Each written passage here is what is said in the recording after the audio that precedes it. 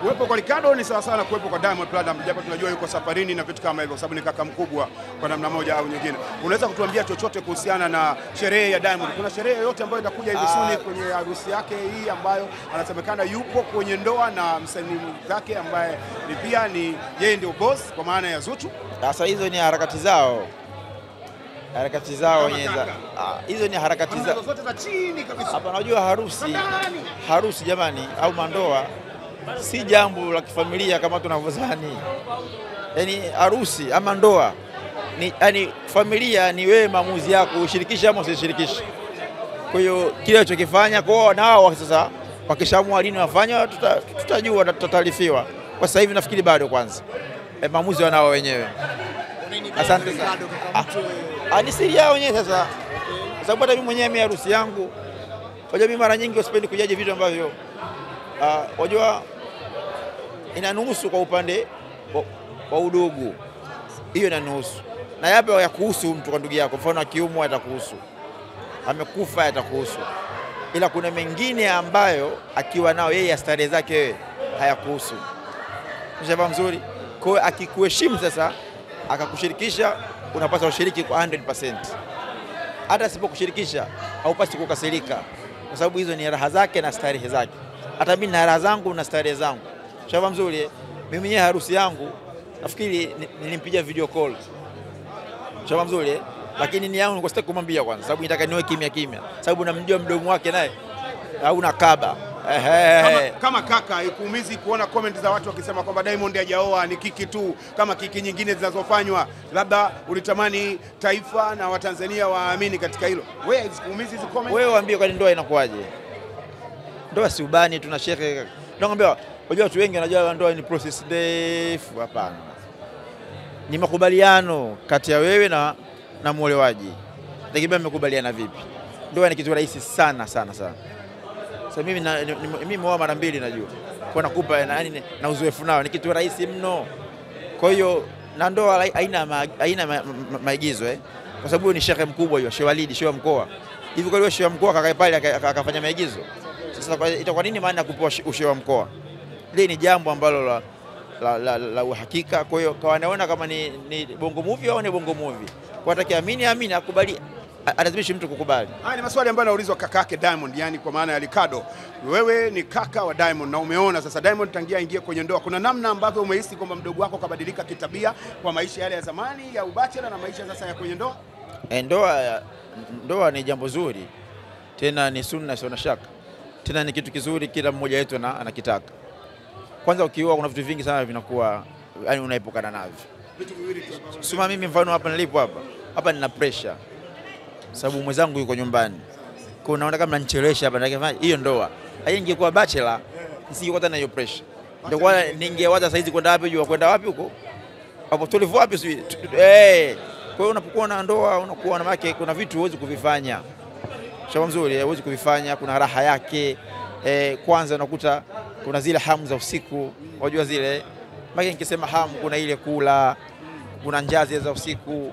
Kuna sometimes unajua umerudi umechoka, uchovu, umekerwa nje, kwa kuna maneno fulani hivi afu ndoa yani Mwenyezi Mungu ameweka kheri yake yani hata lile jambo kulifanya au ulifanya katika unajua tofauti na zinaa mwili wote unachoka kama upigwa mawe, lakini kidogo unakuona kama unapata afya fulani hivi, yani unasikia raha ni ukifanya na nafikiri mengine mngemuuliza mwenyewe sababu unajua kila mtu ana namna yake kupata raha kwenye ndoa. Kwa hiyo mimi sijui raha zake zaidi zikoje huko ndani. Kwa anafahamu yeye raha zake na bibi yake. Unajua kwenye maneno yake Diamond baada ya kutoa official kwamba ameshawahi kuoa. Ni jamani mimi nishawahi kuoa. Watu wako sasa kama kashawahi kuoa, huyu jamaa kapiga talaka au imekuwaje? Kwa maneno yake labda kaka utuwekee sawa sawa hivi. Kwa nini maana ya kuwahi? Nishawahi kuoa. Maana yake unajua ile jambo kulitangaza. Wao wakulitangaza. Kwa hiyo kusema kuwahi maana yake ni nyuma. Unajua kwamba ni makejeo kuna ile nitaoa na nishawahi make ni jambo la nyuma hilo ya nishawahi. Kwa sasa unajua mtu akishakwambia nishawahi ni jambo la nyuma ambalo mbele yake sasa mpaka athibitishe yeye kwamba linaendelea ama liendelee. Yeye akasema nishawahi. Kwa hiyo chukua kheri tu kwamba kashawahi make kashaoa huyo. Tushafahamu vizuri. Sasa tusikae tu upande ambao kwamba uwezekani. Ule binadamu na anaizia, hauwezi kujua unashikwa wapi. Kuna sehemu unashikwa mpaka mwenyewe unasema yes. Sasa inabidi nioe, no doubt. Iko hivyo. Zuchu kamshika Diamond. Sasa brother, mapenzi anaga bounce kaka. Alafu asikope mtu, hivi vitu vinakwenda kwa mikakati ya kuna neno linaloitwa hubil hawal, najua hubil hawal, mpenzi wa mwanzo. Yani Mwenyezi Mungu kabla hajatuumba sisi katika ulimwengu huko alitukutanisha huko kwanza kama roho. Kwa kile kinachotokea tayari kishapangwa. Sangine wewe hapo wewe kuna mwanamke ambaye kila siku unamuoji ndio mkeo afu hujui. Ndio hapo hivyo maisha kaka. Ila sababu sisi hatuamini kwenye kadari za Mwenyezi Mungu. Sababu tunapupa na Adamu. Tunapenda jambo unapotaka wewe. Pengine labda watu wanakusema sana, kwa hiyo wanataka uapprove watu kama mimi. Jua kama acha Mwenyezi Mungu aandike kitimie kile ambacho kwa wakati wake utapofika. Kwa hiyo Mungu akisema kwamba wewe utaoa tu, nani anajua mwenyewe Mungu utamuoa tu. Ndio nakwambia hapo ulipo wewe, sangine hizi mic hizi kuna mtu shamoji sana afu kumbe ndo mkeo. Na watoto watatu na hujui, sasa una watoto watatu utazaa naye. Yupo. Ricardo anafanyia hicho. Sasa umeona vizuri kwa ndo maisha. Kwa hiyo wakati mifano hayo unakuta kuna watu wengi tulikuwa tunawatazama kwenye ma TV, tunasoma kwenye magazeti. Leo hii tupo na karibu. Kuna watu walikuwa wanaona wanawake wanafuatilia mapenzi yao wa wanawake na wanaume zao. Leo hii ndio wapenzi wao. Mbona hiyo ni hubil hawali, mpenzi wa mwanzo. Kila iliyoandikwa kama utakutana naye basi utampata tu. Kwa hiyo hili jambo Mwenyezi Mungu alishaliandika, ndio maana leo hii tusishangae watu kuoana, si kitu cha ajabu. Shamba mzuri Diamond star, Zuchu star, na asikwambie mtu bwana. Mwenyezi Mungu anaidi vitu viwili tu kwenye ndoa. Mawaddatani wa rahma, mapenzi na huruma. Kwa hiyo ukiona mtu yote anapendana na mwenzie, basi usishangae ukifunga ndoa. Sababu kwenye ndoa ni vitu viwili, mapenzi na huruma. Sasa wale wapendani kwa hawahurumiani. Sasa lipi la ajabu? Basi hongera kaka. Asante sana. Sawa, mimi nafikiri tumalizie tushazungumza mambo ya ndoa, tunazungumzia Mbosso. Jamani, naomba ndoa nyumbani. Thank you so much. Tunaenda kama kilivyopanga, kama unavyoona wakina Zailisa wanatoka. Zailisa, ni wimbo gani ambao umeupenda? Hamna wewe. Ni wimbo gani ambao umeupenda sana? Wewe, zote nimependa. Zote. Lakini pia tuko na kaka yetu Ricardo Momo, mmoja kati ya kaka wakubwa kabisa. Njoo tumsikie Ricardo comment yake baada ya kumsikia Mbosso kwenye room number 3. Ricardo, umetoka kuicheki EP ya Mbosso room number 3. Comment yako ni ipi kaka mkubwa? EP kali. Nyimbo nzuri. Yaani hauwezi kuskip.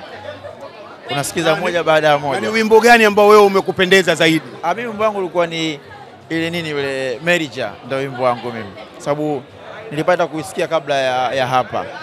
Kwa hiyo nilichagua kabla ya hapa. Kwa hiyo mimi nyimbo yangu ni Merija.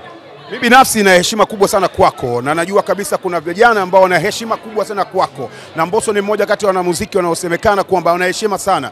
Unawezaje kumzungumzia Mbosso vile ambavyo unamjua kipindi hiki ambacho anakwenda kusimama mwenyewe akiwa ametoka kwenye lebo ya Wasafi na anakwenda sasa kustiki kwenye mziki wake mwenyewe, na ametoka, hakuna makashikashi ambayo tumeyasikia kama wengine ambao washawahi kutoka huko nyuma na tukawasikia mambo mengi sana, na pamoja na kutoka Ken Diamond alisema kwenye moja ya press kwamba Mbosso ni mwanamuziki mwenye heshima na nimembariki akafanya mziki wake bila shida ya aina yoyote.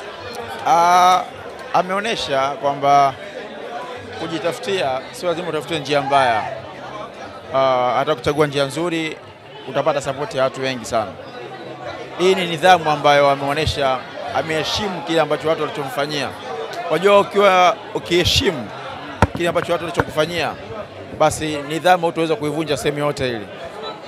Nimpongeze kwa hilo, kwa sababu ni mtu ambaye amekuwa toka mwanzo wake, ameanza WCB, ni mtu ambaye asahau kila msaada wa mtu ambaye aliyompa. Mbosso mtu yote ambaye ameshiriki katika jambo lake mpaka kufika hapa, yeye amekuwa asahau. Ana respect, anatoa heshima, anasikiliza wanachomwambia, na pia hata kama na jambo lake lazima anahitaji support yako pia iwepo. Na nakumbuka jana usiku kama saa 2 anisitiza bwana, naomba bwana uje please. Uje bwana, usikose bwana, ukikosa wewe mimi nitakuwa sina amani. Kwa hiyo ni kitu ambacho kikubwa sana sana, si kila mtu ambaye anaweza kukumbuka wema. Wengi sana huwa katika wema wanachagua njia mbaya, wataja njia ambayo ya kutokurudisha shukurani. Shukuru mtu hata kama amekupa 1000 tu ya ushauri, basi hiyo mshukuru, na shukrani yake ni na yeye kumlipizia wema hata kama uwe kilo 100. Kuna kitu gani cha wanamuziki wa Tanzania au wasanii wa Tanzania cha kujifunza kwa Mbosokani? Ni nidhamu tu, nidhamu na umakini katika kazi yake. Unajua tunaambiwa, anasema mtukufu wa daraja, ukitaka kufanya jambo lifanye kwa uzuri. Nakupa hiyo ndugu yangu, jambo lolote lile ukitaka kulifanya lifanye kwa uzuri. Sasa Mbosso wewe ndio iko hivyo, huwa ni mtu ambaye kwenye kila kitu huwa anapenda kufanya kwa uzuri.